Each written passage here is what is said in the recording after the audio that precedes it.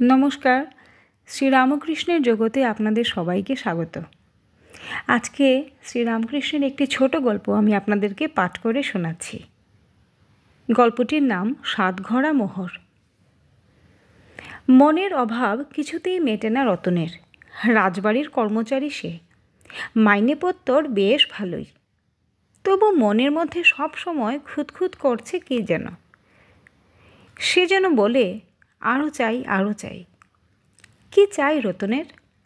সোনা গয়না, টাকা পয়সা, এসব আর কি। রাজার অত আছে, তারও কেন থাকবে না আরও? আরও থাকলে গিন্নিকে গা মুড়ে গয়না গড়িয়ে দিতে পারত। রানিমার যেমন আছে, ভালো বাড়ি করতে পারত একটা। কেন আরও টাকা পয়সা সোনাদানা হচ্ছে না তার? মনের দুঃখ মনে নিয়ে ঘুরে বেড়ায় সে। রাজবাড়ির কর্মচারী বলে কথা। রতন নরসুন্দর, মানে নাপিত। যে সে নাপিত নয়, রাজার নাপিত সে। রাজা খুব ভালোবাসেন তাকে। আজ রাজবাড়িতে কাজ ছিল একটু বেশিই, তাই ফিরতে দেরি হয়ে গেল একটু। পাওনাগণ্ডা ভালোই জুটেছে আজ। মনটাও বেশ ফুরফুরে। আপন মনে গান গাইতে গাইতে ফিরছে সে। হেলা বটগাছটার কাছাকাছি আসতেই মনে হলো কেউ যেন ঘরে গলায় তাকে ডেকে বলছে, সোনার ঘোড়া নিবি রতন, 7টা সোনার ঘোড়া? মনেরই ভুল, ভাবল রতন। ও কথায় কান না দিয়ে হনহনিয়ে এগিয়ে চলল বাড়ির দিকে। এক পা এগিয়েছে কি এগোয়নি, আবার সে ডাক, সোনার ঘোড়া নিবি দে রতন, তোকে যে ডাকছি এতবার। না, একবার ফিরে গিয়ে দেখতেই হয় ব্যাপারটা কি। সোনার ঘোড়া পাবার ইচ্ছে তো কবে থেকেই তার। আজ কি ঠাকুর কৃপা করে চাইলেন তার দিকে? হনহনিয়ে সেই বটগাছটার নিচে গিয়ে দাঁড়ালো রতন। বলল, আমায় ডাকছেন? হ্যাঁ, তোকেই তো। নিবি নে তুই সোনার ঘোড়া? আপনি কে? সোনার ঘোড়া কোথায় আছে? আমি যখ, মানে যক্ষ। আমি যেই হই, তুই সোনার ঘোড়া চাস কি না তাই বল। চাই তো। 7টা সোনার ঘোড়া। ভালো করে ভেবে বল, নিবি তো তুই? হ্যাঁ হ্যাঁ, নেব, এক্ষুনি চাই আমার। এক্ষুনি চাই? বেশ তো, বাড়ি গিয়ে দেখ সোনার ঘোড়া পৌঁছে গিয়েছে সেখানে। বাড়ি ফিরল রতন যেন উড়ে উড়ে, যতক্ষণ না দেখতে পাচ্ছে নিজের চোখে। কাউকে বিশ্বাস করে না সে। ঘরের দাওয়ায় গিন্নি বসে আছে, তাকে কোনো মতে পাশ কাটিয়ে হুড়মুড় করে ঘরে ঢুকে পড়ল রতন। সামান্য প্রদীপের আলো জ্বলছে ঘরে, কিন্তু নিজের দুচোখকে বিশ্বাস করতে পারছে না রতন। ঘরের মেঝেতে 7টা সোনার কলসি বসানো, তারই আলোয় গোটা ঘরটা ঝলমল করছে। গিন্নিকে ডেকে বলল, ওগো দৌড়ে এসো, দেখে যাও, দেখে যাও। ঘরের ভেতরে ঢুকে নিজের চোখকে বিশ্বাস করতে পারছে না নাপিত গিন্নি। সোনার ঘোড়া 7টা কি করে পেলে গো? সোনার ঘোড়াই নয় শুধু, এগুলোর ভেতর কি আছে দু চোখ মেলে ভালো করে দেখো তো একটিবার। 1 2 3 4 5 6 পরপর সবকটি কলসিতেই সোনার মোহর ভরা, কানায় কানায়।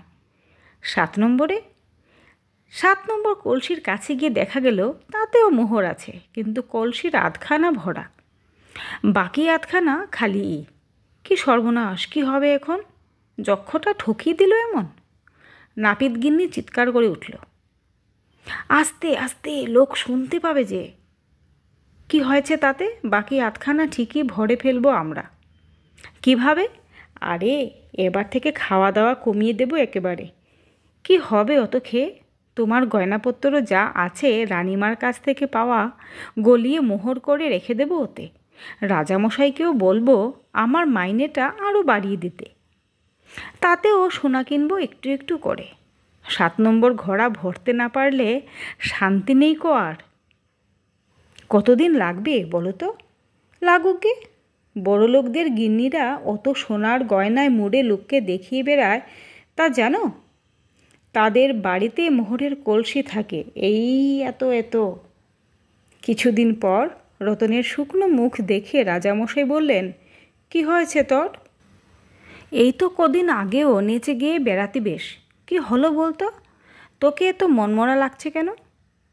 রাজামশাই, বড় অভাব আমার, মাইনেটা যদি বাড়িয়ে দেন একটুকু। বেশ তো, দ্বিগুণ করে দিলুম তোর মাইনে, চলবে তো এতে? নাওয়া খাওয়া ভুলে প্রায় অনাহারে থেকে টাকা জমিয়ে যাচ্ছে রতন আর তার বউ। মোহর এনে ঢালছে 7 নম্বর ঘোড়ায়, কিন্তু 7 নম্বর ঘোড়া ভরছে না তো কিছুতেই, যে অর্ধেক সেই অর্ধেক। নিরুপায় হয়ে রতন আর তার বউ এবার চেয়ে চিনতে দিন কাটাতে শুরু করলো, কিন্তু ঘোড়া তো ভরল না এখনো। একদিন রাজামশাইয়ের সামনে মুখ শুকনো করে রতন বসে আছে মাথা নিচু করে। রাজামশাই হঠাৎ বললেন, সেই যখের ধন পাসনি তো রতন, সেই 7-7টা মোহরের ঘোড়া? কেঁদে ফেলল রতন। বলল, আপনি কি করে জানলেন রাজামশাই? আমি তো কাউকে কিছু বলিনি এ কথা। আমি জানি রে, ওই যখ যে আমাকেও একবার দিতে চেয়েছিল ওই ঘোড়া, আমি নিইনি। আমি তাকে জিজ্ঞেস করলাম, এই যে ঘোড়ার মোহর, এ কি শুধু জমিয়েই যেতে হবে না খরচাও করা যাবে? সে কোনো উত্তর দিল না আমায়। আমি বুঝতে পারলাম এ যে লোভ দেখানোর ঘোড়া, এ ঘোড়া লোভ বাড়িয়েই দেবে। আর এ ঘোড়া নিতে নেই, সুখ শান্তি সব নষ্ট হয়ে যায় বাড়িতে এ ঘোড়া থাকলে। সব কটা ঘোড়া তুই ফিরিয়ে দিয়ে আয় রতন, তোর কষ্ট আমি যে সইতে পারছি না আর। পাগলের মতন রতন ছুটে গেল সেই বট গাছতলায়। বলল, জগ ঠাকুর, তোমার ঘোড়া ফিরিয়ে নাও তুমি। ও আমি চাইনি, আমার সুখ শান্তি সব নষ্ট হয়ে গেছে গো। যক্ষ বলল, বেশ, ফিরিয়ে নিলুম, আর লোভ করবি না তো? এই কান মুলছি আর নাক মুলছি, আর করব না। বাড়ি ফিরে গেল রতন। ঘরের ভেতর উকি দিয়ে দেখল ঘোড়াগুলোর একটাও নেই। দুহাতে তালি দিয়ে আনন্দে নেচে উঠল সে। এই ছোট গল্পটি যদি ভালো লেগে থাকে তাহলে কমেন্ট করে অবশ্যই জানাবেন, আর সাবস্ক্রাইব করতে ভুলবেন না। ধন্যবাদ।